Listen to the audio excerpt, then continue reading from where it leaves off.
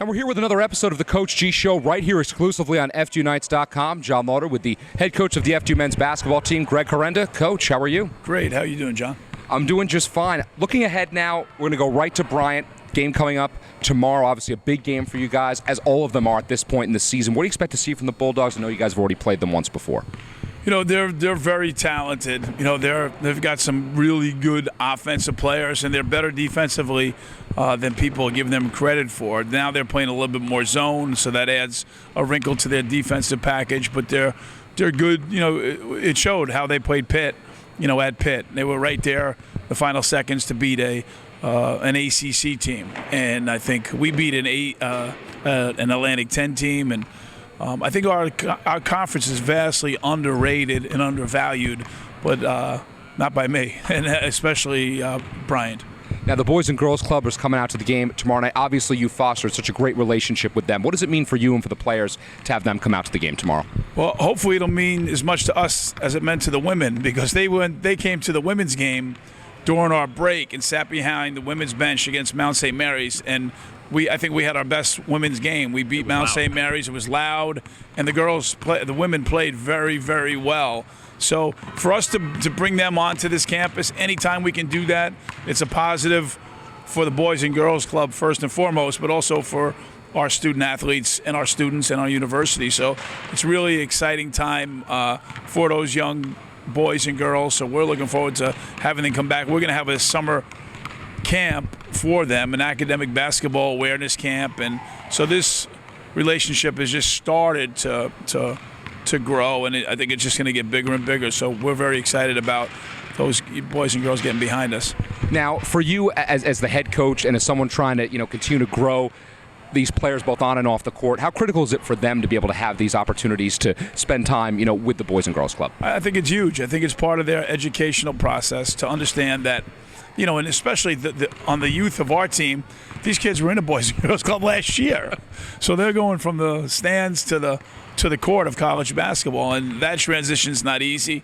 And the transition from the Boys and Girls Club into a university or a college or a junior college or even back into high school. A lot of these kids have, various roads, and so do our players. So do I. No one gets here just perfectly. And but the boys and girls, the kids themselves are just tremendous kids to be around. And I've got a 12-year-old son. I love being around him. But these kids, I don't know if they have a father that brings them to college basketball games, and they have parents that have to work, and they have to be someplace, and sure, no better place than the Boys and Girls Club. So we're very fortunate to have the relationship, and I think our players benefit just as much as the boys and girls of the club.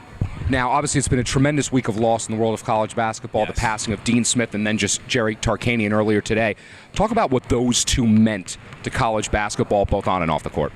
I think you look at those two legends, and they're like polar, right, in how they did it. But the way they both did it, I think all of their players love them. And I think that comes from a lot of hard work, a lot of sacrifice, and a lot of winning. I've never seen a winning coach not liked for the most part. So today our players might not love me because we have to practice hard.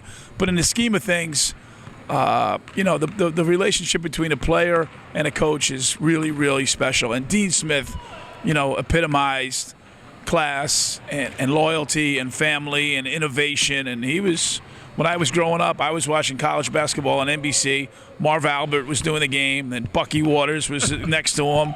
And you were watching a Carolina Marquette game, and it was awe-inspiring, And then later, I got to see the greatness of Jerry Tarkanian and the tremendous teams he had at UNLV, and he did it a totally different way.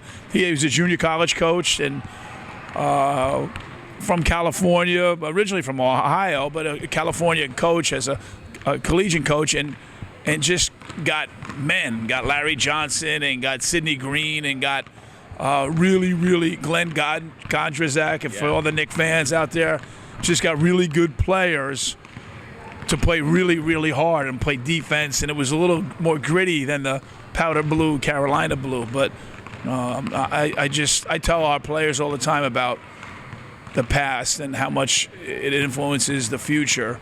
So our players are going to find out today about Coach Tarkanian and what he did, because a lot of these guys really, they don't know who Dean Smith is. And they don't really remember. They kind of vaguely remember the Shark. But obviously as coaches and basketball historians, they're very, very meaningful people in my life, even though I just remember seeing Dean Smith once in Long Island do a clinic, and he was incredible. Right. And he wore black slacks and a white button-down shirt and a tie and wasn't prepared and just killed it. It was awesome. And Jerry Tarkanian, I never met or never saw in live, but he was an awe-inspiring individual. So two great ones they're in hoop heaven, that's for sure. And final quick question for you. Talk about the Greg Herenda Show, another great guest coming up. You just keep getting these great guests. No, well, you know what? I got to do something. No, this week we have Kerry Kittles. Last week we had Steve Lapis, and we talked about Kerry Kittles. Kerry's a legendary player, all-time leading scorer at Villanova, and a local Franklin. He lives in Franklin Lakes, New Jersey, and comes to our practices and really likes our youth and our young guys, and has talked to our team a few times. I'm going to have Mike O'Corin, who played for Dean Smith at North Carolina, and have a show totally dedicated to Coach Smith. So we just try to keep it fresh and keep it light. But when things happen like this, I think it's important that we educate our team of listeners, and we educate my basketball team here at Fairleigh Dickinson. Coach, thanks so much, and good luck against Bryant and beyond. I appreciate that, John. Thank you. All right, so again, Coach G Show, it's 8 o'clock a.m. on WFDU every Sunday.